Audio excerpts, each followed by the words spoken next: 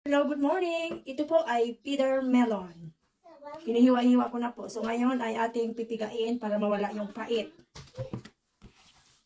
Kamayin ko na lang. Naghugas naman ako. Malinis yung aking kamay. Ako ay naghugas. So ganyan lang po. Nilagyan ko pala ng konting asin para mawala yung pait. Ayan. Para pagluto natin ay hindi masyadong pait yung bitter melon natin. Ito po ay request ng aking anak. Gusto niyang kumain ng ampalaya. Tawag po sa Pilipino ng bitter melon ay ampalaya. Ayan po. Atin lang squeeze or pipigain ng mabuti.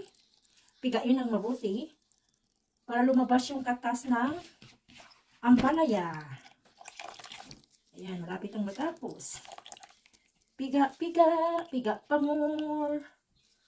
Ayan. Ating huhugasan yung ampalaya para mawala yung alat ng asin. Ayan. Huhugasan lang natin para mawala. Boneless manok, boneless chicken, hihiwa-hiwain natin para dito. At sabayan natin ng 2 itlog. Ang chicken natin ay frozen pa. Yan. Hihiwain natin ng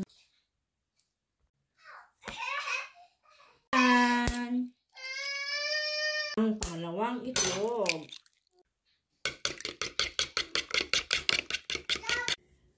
Ang ilagay ko po ay butter. Hindi ako gagamit ng oil. Ito po ang ilagay ko, butter. Natutunan. Ayan, tunaw niyo ang butter. Bawang. Ang sibuyas. Ang manok.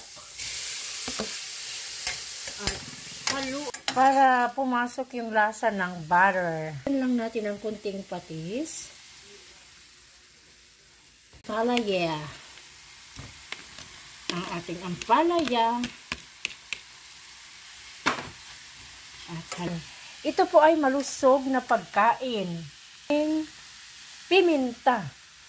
Black pepper. Tatakpan natin saglit. So, ano naman ating hahaluin? Ilagay natin ang ating itlog.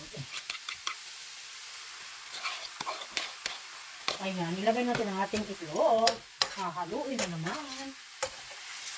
Ay, napakasarap. Antayin nating maluto ang ating ampalaya. Natin ng konting toyo para may kulay. Lagyan natin ng konting seasoning. Ayan na ang ating simpleng ginisang ampalaya.